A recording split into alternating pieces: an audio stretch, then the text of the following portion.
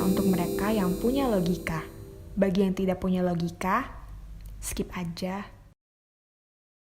Tentu Anda sudah dengar bahwa ICW mempersoalkan dana 90 miliar rupiah yang dikucurkan pemerintah selama 4 tahun kepada para influencer. Buat saya sih ini mengherankan. Kok dipertanyakan? ICW itu kan Indonesian Corruption Watch. Yang dia watch, yang dia pantau kan seharusnya korupsi. Kenapa ICW sekarang mempersoalkan aliran dana pemerintah untuk influencer? Apa yang salah dengan mengeluarkan dana 90 miliar buat bayar influencer? Di mana letak korupsinya? Dan harap dicatat, ICW memperolehnya dari sumber data resmi ya. Itu data yang tercatat di layanan pengadaan secara elektronik atau LPSE. Jadi ini bukan data yang ditutup-tutupi yang dibongkar oleh ICW. Ini data resmi pemerintah. Gara-gara pernyataan ICW ini, KPK dan BPK pun langsung bersuara. Menurut KPK, mereka akan pelajari apakah ada indikasi korupsi. Begitu juga BPK, mereka menyatakan akan memeriksa transparansi dan akuntabilitasnya. Tapi tentu saja yang lebih ramai adalah media dan para penggiat media sosial. Dan narasinya sih kurang lebih serupa. Ada yang nggak beres nih, ada yang harus dibongkar. Pemerintah licik menggunakan uang rakyat untuk menipu rakyat. Apalagi sebelumnya ada kasus artis Ardhito Pramono yang sampai harus minta maaf gara-gara menurutnya tanpa dia sadari dia berfungsi sebagai influencer untuk mensukseskan RUU Cipta Kerja dengan menulis hashtag Indonesia butuh kerja. Dia bilang dia nggak tahu, tapi dia diminta oleh rekan kerjanya untuk memasang hashtag itu.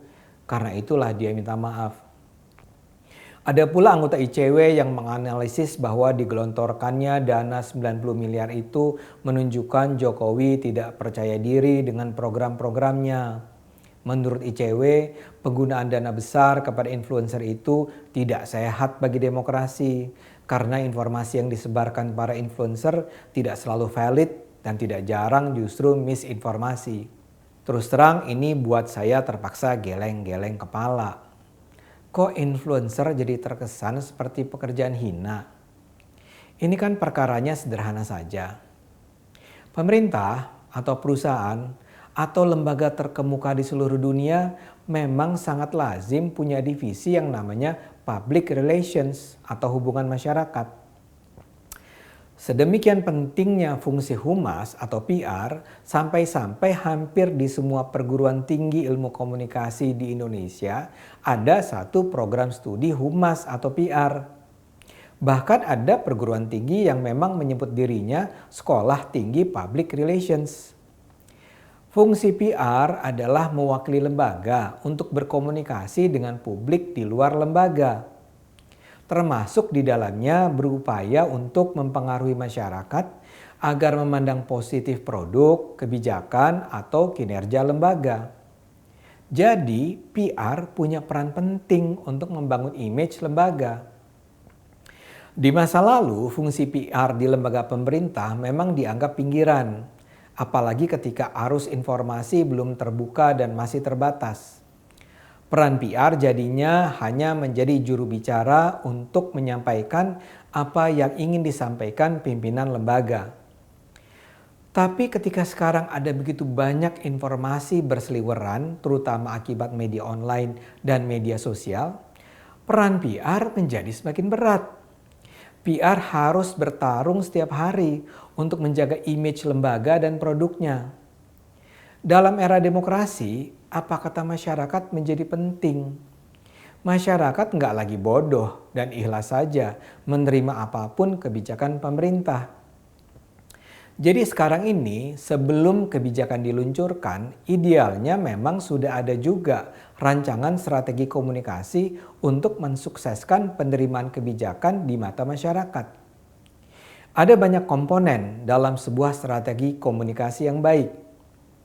Di masa lalu yang jadi andalan adalah beriklan di media, buat billboard, bikin konferensi pers, bikin media gathering, atau mengundang awak media jalan-jalan dan seterusnya.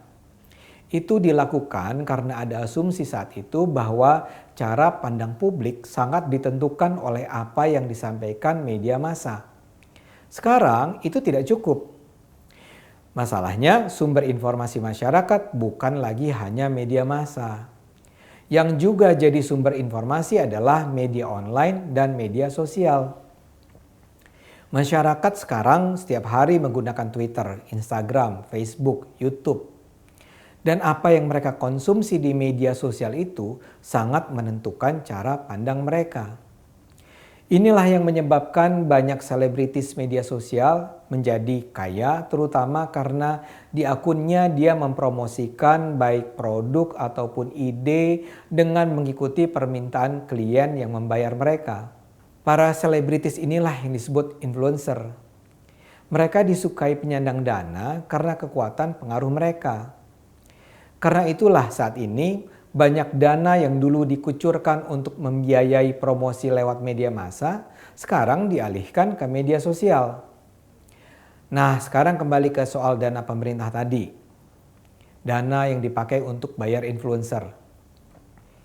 Pertanyaan saya, apa yang salah dengan itu?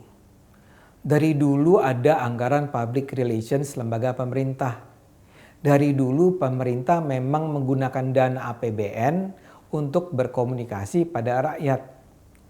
Hanya saja dulu yang dibayar adalah media massa. Yang sekarang dibayar adalah influencer. Kenapa kok tiba-tiba dianggap sebagai sesuatu yang perlu diawasi, seolah-olah membayar influencer itu adalah sesuatu yang haram? Di mana korupsinya? Saya nggak paham. Kenapa si artis harus minta maaf karena sudah menjadi influencer? Saya nggak paham. Apakah kegiatan public relations adalah sesuatu yang haram? Tentu tidak. Lain halnya kalau para influencer harus menyebarkan kebohongan. Semisal bahwa vaksin COVID-19 sudah ditemukan. Tapi harap diketahui, etika public relations mengatakan kebohongan tidak dapat ditoleransi. PR yang berbohong pada publik akan kehilangan kredibilitasnya begitu ketahuan berbohong. Karena itu PR yang baik akan meminta influencer yang baik agar tidak berbohong. Yang diizinkan adalah mempromosikan, membangun image positif, mempengaruhi agar masyarakat paham, menerima, mendukung kebijakan yang dikeluarkan. Itu sama sekali nggak jahat. Itu bahkan sangat normal dan niscaya. Dan kalau dilihat dari peruntukan anggaran sebagaimana dilansir ICW itu, tidak ada yang janggal dari pengucuran dana bagi influencer. Kementerian yang paling banyak menggunakan dana untuk media sosial adalah Kementerian Pariwisata, 77 miliar rupiah. Lantas Kominfo 10 miliar rupiah. Lantas Kemendikbud di bawah 2 miliar. Dan ada Kementerian Perhubungan dan Pemuda dan Olahraga yang masing-masing di bawah 200 juta rupiah. Jadi yang terbesar adalah pariwisata. Ya wajarlah. Kok tiba-tiba dikesankan seolah-olah pemerintah ingin melakukan propaganda dengan mengucurkan dana sebesar itu? Kalau memang ada influencer atau juga juru bicara pemerintah yang menyebarkan kabar bohong atau menyesatkan, kita tentu tidak boleh tinggal diam. Tapi kalau misalnya nih, yang disuarakan si influencer adalah narasi bahwa rakyat Indonesia butuh lapangan kerja, dan RUU Cipta Kerja adalah jawaban terhadap kebutuhan itu, tentu itu hal yang biasa-biasa saja, halal. Mereka yang menolak RUU Cipta Kerja tentu saja menolak kampanye itu. Tapi kan mereka juga punya hak sepenuhnya untuk mengkampanyekan penolakan bahkan melalui unjuk rasa secara online ataupun offline. Tapi kan humas pemerintah juga berhak sepenuhnya untuk menjalankan strategi komunikasi agar publik mendukung RUU Cipta Kerja. Yaitulah demokrasi. Jadi marilah kita menghargai humas, influencer, wartawan, demonstran. Marilah kita selalu gunakan akal sehat.